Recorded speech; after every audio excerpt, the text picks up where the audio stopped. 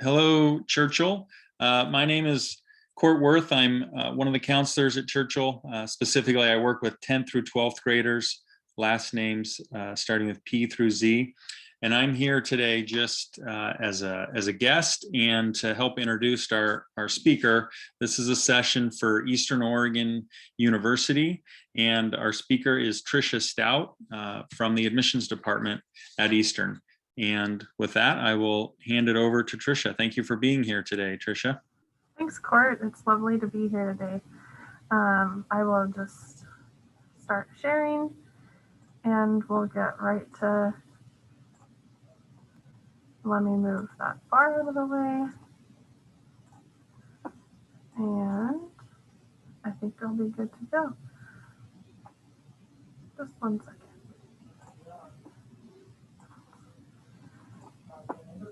Okay, and Court, that's full screen for you?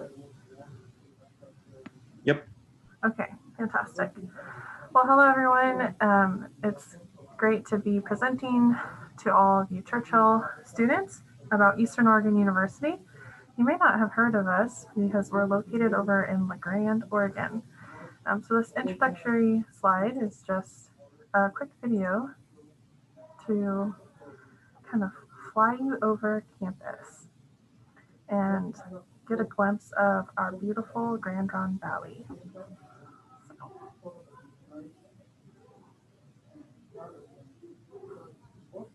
So the blue mountains are those that are surrounding LaGrande.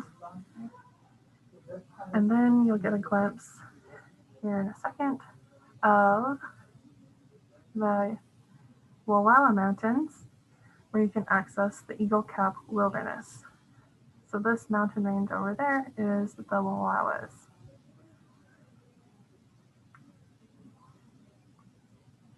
All right. So in case you're not familiar with it, we are located in LaGrande, which is about 4 hours east of Portland. It's about 3 hours to Boise, Idaho. It's about 5 hours to Bend, Oregon. And it's also about 5.5 hours to Albany, Oregon, where I grew up. So I think it's about 6.5 hours to Eugene. Our region has some really fantastic outdoor offerings. Mount Emily Recreational Area is one of them. And this is about a 10-minute drive from campus. There's lots of different access points to hiking trails, mountain biking trails. There's also just a road system, county roads, gravel roads that you can go drive on Mount Emily. And then there's fantastic huckleberry patches that you can pick in the summertime and morel mushrooms that you can go forage for in the spring. Anthony Lakes is our local ski and snowboarding mountain. This is about an hour south of campus. And Eastern Oregon University students can receive discounted lift passes. So there's the downhill cross-country skiing and snowboarding. There's a Nordic Center, so you can go cross-country skiing and snowshoeing. They offer classes, so if you've always wanted to learn how to ski or snowboard, you can take those classes up there. And then our outdoor adventure program, which I'll talk about a little bit later, also provides classes and opportunities to get up to the mountain to our students. Morgan Lake's really close by again. It's about 10 minutes away again in the southwest corner of LaGrande. Easy hiking and biking trails around the lake. And then you can also stick your pole in the water because Oregon Department of Fish and Wildlife stocks it with fish. And obviously you see that picture of some of our students kayaking and paddleboarding. And so you can stick put non-motorized boats on the lake as well. So LaGrande itself is about 13,000 people in our community. And we are the largest town in the Grand Valley. So there's lots of other little towns that are nestled in the corners of the valley as well. Something I absolutely love about living in LaGrande is our 4 seasons. So you experience a lot more sunshine, a lot less gray sky days, crunchy leaves in the fall instead of those, soggy leaves that you walk through in the Willamette Valley. And we get snow in the wintertime, on average about 23 inches. So So you get to experience, just experience a winter wonderland, and classes won't get canceled either. So you'll still have to go to class. And it's just a really, really beautiful valley to live in. So looking to campus, we are one of the smaller public universities in the state. This last academic year, we had just over 1,500 students studying on campus. What that means for you in classroom size, on average, our classes are fewer than 25 students. Some of our larger 100 level general education classes could be 75 to maybe 90 students. But really, typically, you're going to be in your major in classes of fewer than 25. For me, since I am an alum of Eastern, my largest class was about 75 students. It was a Biology 101 class I took my freshman year. And then my smallest class was 3, including myself, and that was an upper division music class for my degree program. These are some of our more popular areas of study on campus. We were founded as an educators college back in 1929. So that's still a fantastic program for us, and we keep expanding it as well. So we have early childhood, elementary, and secondary teaching options. Early childhood and elementary are both undergraduate programs. And then we also have a Master's of Arts in Teaching program at the elementary level, as well as secondary. And then we're adding special education endorsement this next academic year, and a certificate in trauma.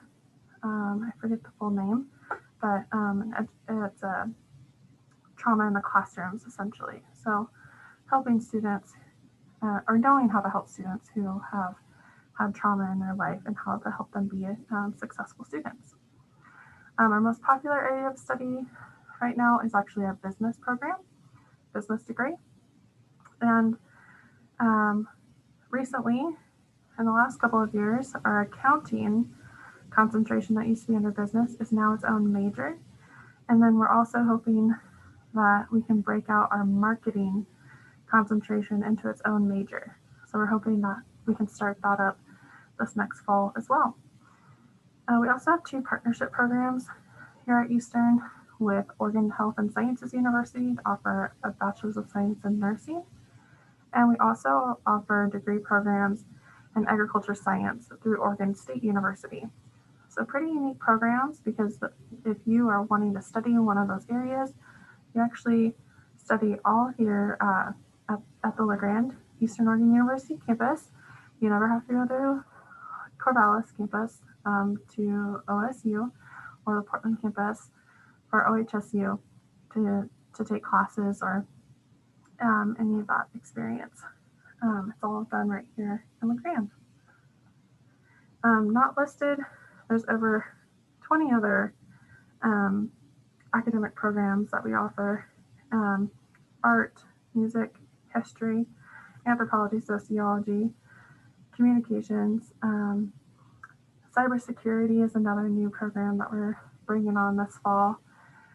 Information technology management. So there's quite a few different programs that you can pick from here at Eastern. We do offer quite a bit of support for students to be successful here at Eastern. And one that I always like to highlight is the Learning Center. So the Learning Center is a free resource for all of our students here at Eastern. And they offer group study sessions, tutoring. There's also a computer lab where you can bring your own paper and print for free. So really handy to save on those costs associated with ink cartridges and printer costs, all that stuff. Also tied to the Learning Center is our testing center and disability services. So if you have a documented learning disability or you require additional test time or absolute quiet in your testing environment, just work with your professor and those offices to get your learning accommodations met. If you're looking for a job while you're a student here at Eastern, the Career Center is the place to go. So not only on-campus jobs, but off-campus jobs as well, and internship opportunities. So our Career Services Director, Justin Chin, has really worked hard to build the internship opportunity here at Eastern, both on campus and off campus. Yeah. So while you're a student, there's over 50 active clubs and organizations that you can get involved in, something ranging more academic based, like our math club called the Irrationals, or computer science, which is the PyBots, to something more hobby based, or to celebrate culture and diversity. So we have a trap shooting club, and they actually fundraise to go to the National Trap Shooting Tournament in Texas every year. We have Associated Students of Eastern Oregon University, our student government, who has very active voices on campus and at the state capitol as well. Ski and snowboarding club. There's exercise classes offered to students on campus for free. Mountain biking, all sorts of different clubs that you can join. It's actually surprising how many activities, when I talk to students, are some of my student workers, how many clubs and organizations are involved in. It seems like it starts with one, and then it just kind of grows throughout their time at Eastern from there. And pretty soon they're having to say no to different events or helping put on different club events and performances and that sort of thing. To celebrate culture and diversity, we have our Island Magic Luauing show that's typically hosted every April. We have a powwow every May, and lots of other little celebrations in between as well. So we also have Army ROTC on campus, and any aspect of music or theater you can get involved in. You don't have to major or minor in those areas to get involved.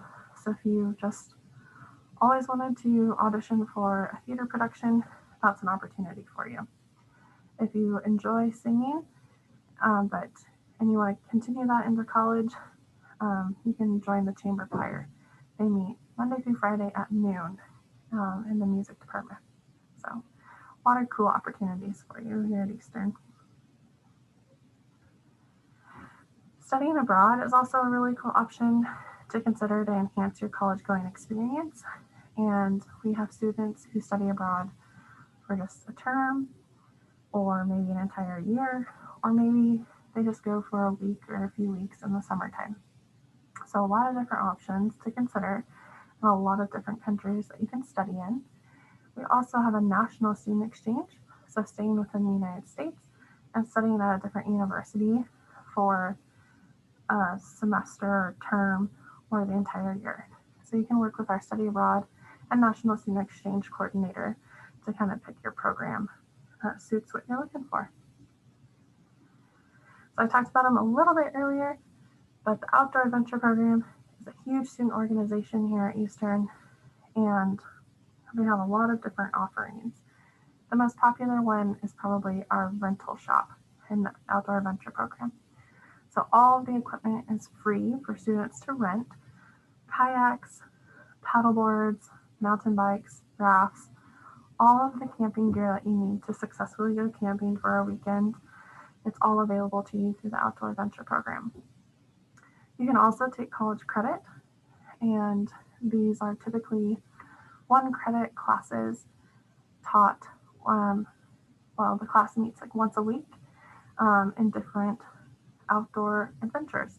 So if you always wanted to learn how to rock climb, you could take the introductory rock climbing class and then eventually make your way up through to the expert rock climbing class. There's also winter camping and backpacking, horsemanship, archery, fly fishing, stand-up paddleboarding, kayaking, whitewater rafting, hiking, mountain biking, all sorts of different classes. So every season in that we get here offers a new set of classes for you to take. And finally, they go on trips. So local trips to rock climb at High Valley, which is about 20 minutes away from campus, or maybe they're going to go hike Glass Hill, which I think the access point is 10 minutes away from campus. Maybe they're going to float the Grand River, which actually flows through the Grand. So they would put in maybe 20 minutes away from campus. So a lot of local trips that you can take. They also do weekend trips to the Eagle Cap Wilderness to do an overnight hiking and backpacking trip, up to Canada to go skiing and snowboarding, over to Painted Hills and John Day, down to Crater Lake, and then spring break trips. So they usually pick a destination for spring break and load up the cargo trailer and the 12-passenger van and caravan down to Arches National Park or Bishop, California to explore the Sierras. So a lot of different cool options that our outdoor adventure program will take students to. Athletics here at Eastern, we are NAIA, that's National Association of Intercollegiate Athletics. So it is competitive.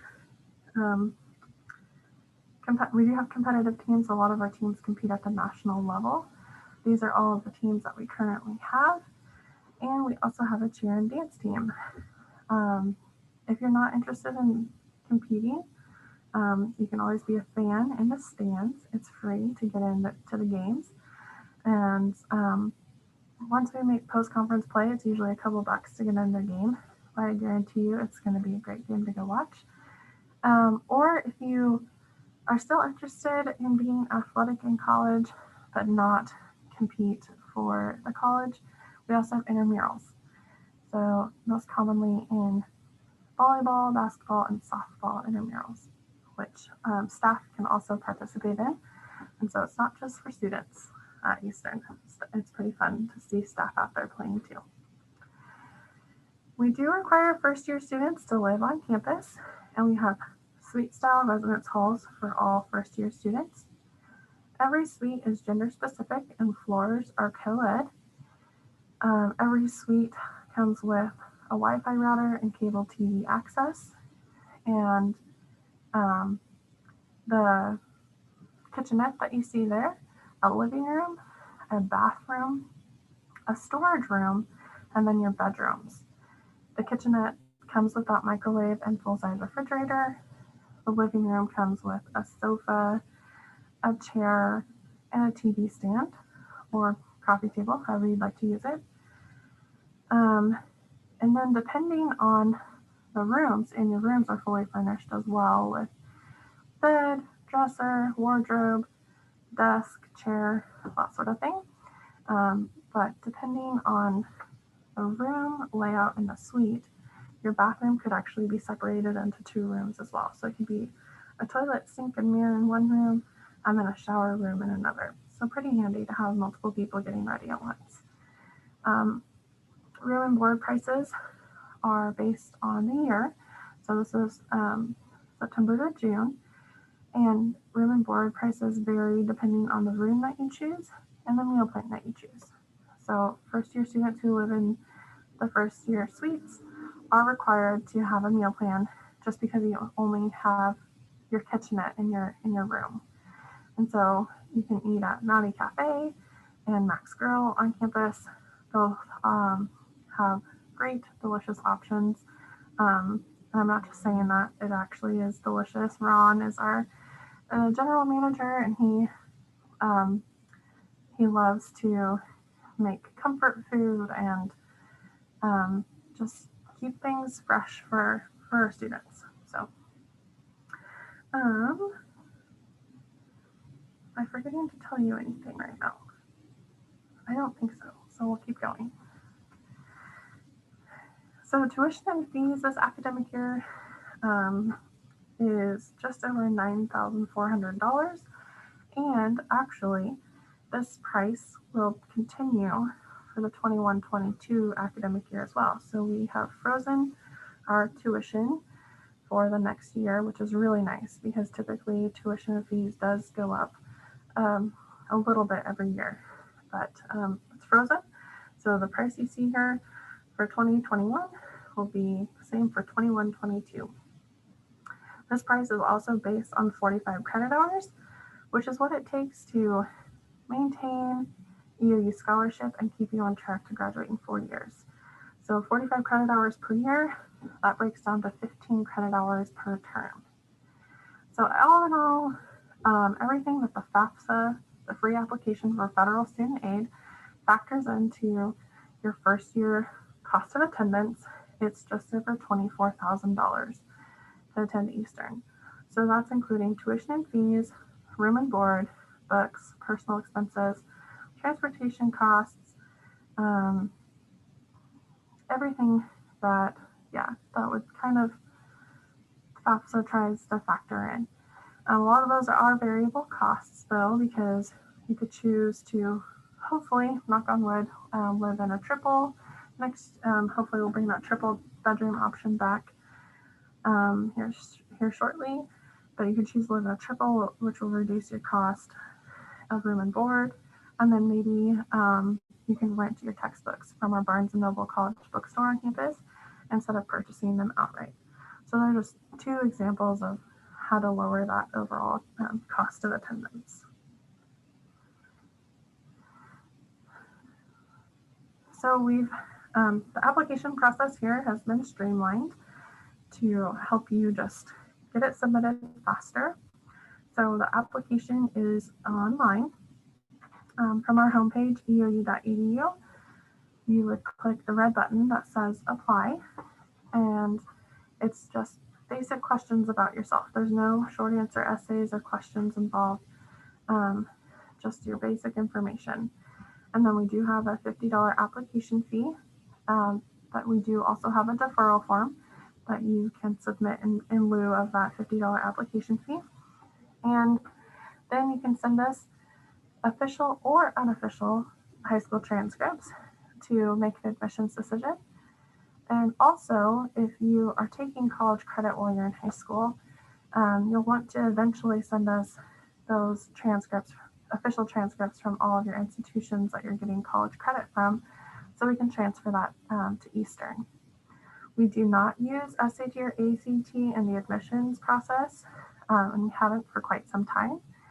And we do not use SAT or ACT to award merit-based scholarships at Eastern.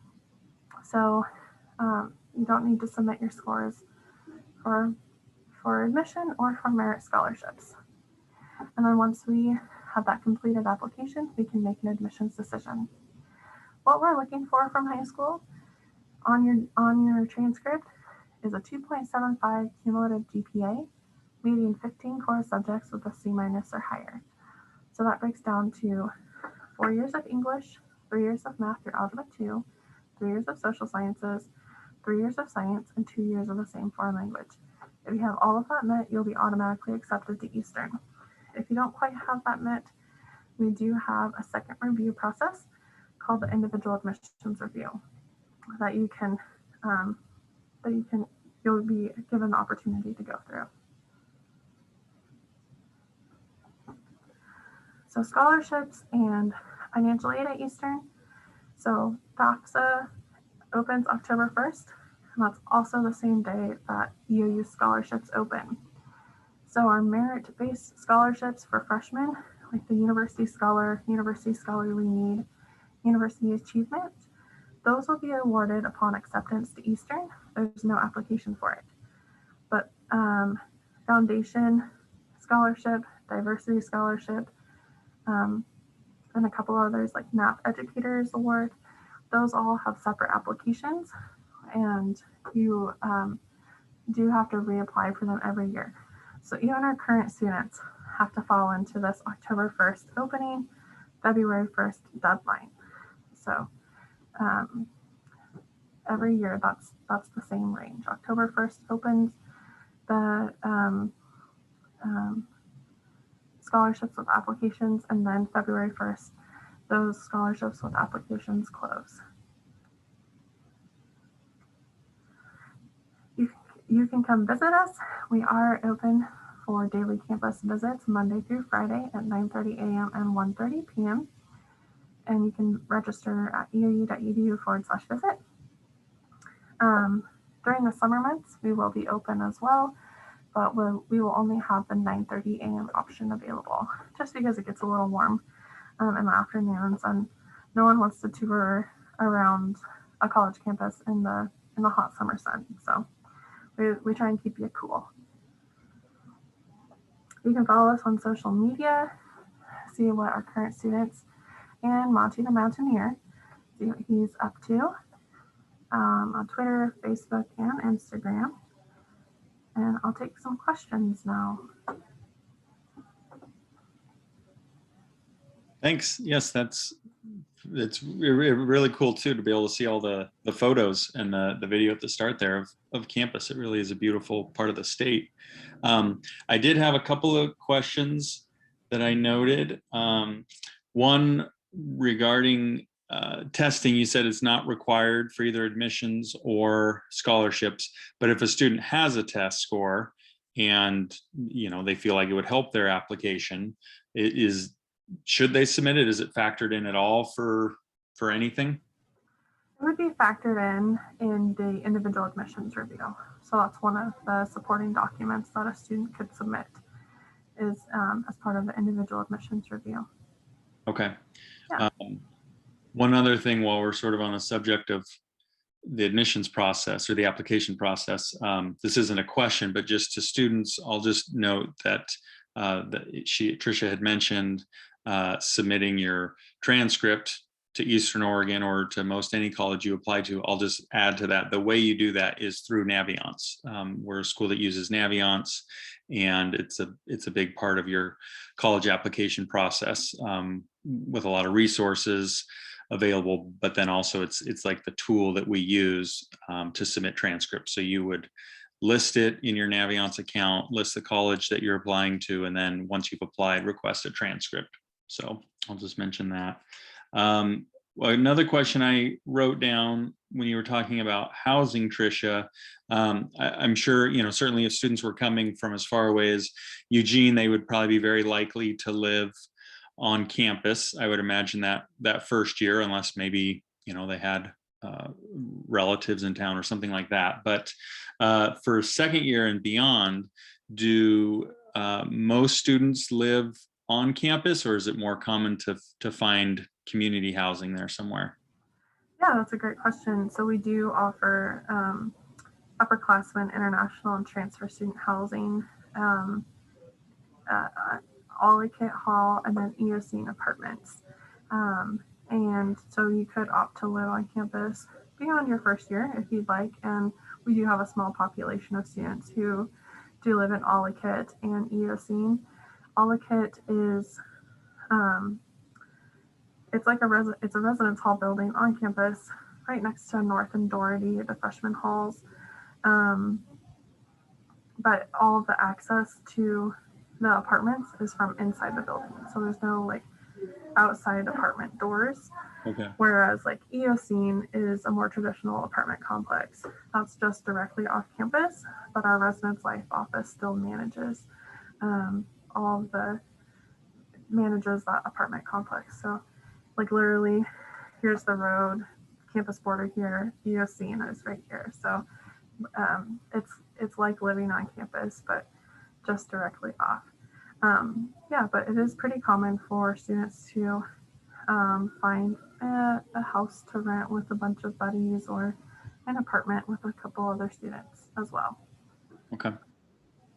And maybe my last question, this is more specific to just to COVID and distance learning this year and so on, but has there been any word with Eastern Oregon in particular on what next year might look like? Are they really planning on in-person classes and dorms being somewhat back to normal?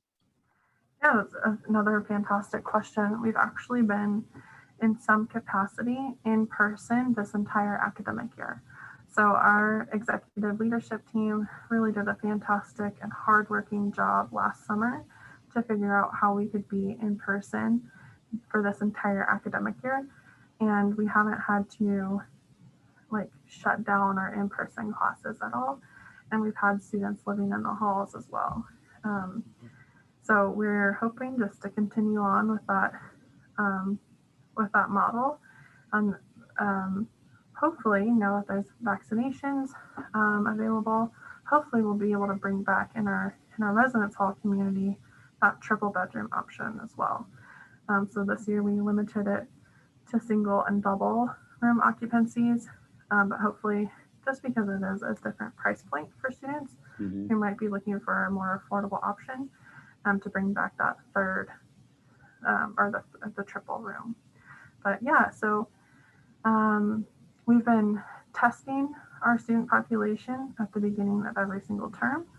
So the first week of term, it has actually been all remote, but as test results come back, the second week is back to either in-person, hybrid, or remote learning is what we've been doing. And the largest percentage of our classes have been in person this academic year. Okay, that's great. One of the benefits, I guess, of a smaller school and just a school in a more rural area, right? That doesn't probably has never had the big COVID numbers that other areas have had, perhaps. Yeah, we've lucked out in that regard. We did have a COVID outbreak last summer here, which did spike our numbers and make us go into the extreme category. But we've been able to keep our numbers in our campus community pretty small. Yeah. Okay. Well, those are the questions I had. Is there anything else you wanted to add before we wrap up, Tricia? I don't think so. I just appreciate the time to present today. So thank you so much for hosting this event and letting me spread the word to Lane County students. I appreciate it. Okay. Yeah. And thanks, students and parents, for watching this. And certainly, I'm sure if you have questions about Eastern, Tricia would be happy to help you. And then just more generally about college questions or researching options for after high school. Cherie in our college center is a great resource, and your counselor, whoever that may be, depending on your last name, is as well. So let us know how we can help. Okay, thanks everyone. We'll go ahead and stop recording now.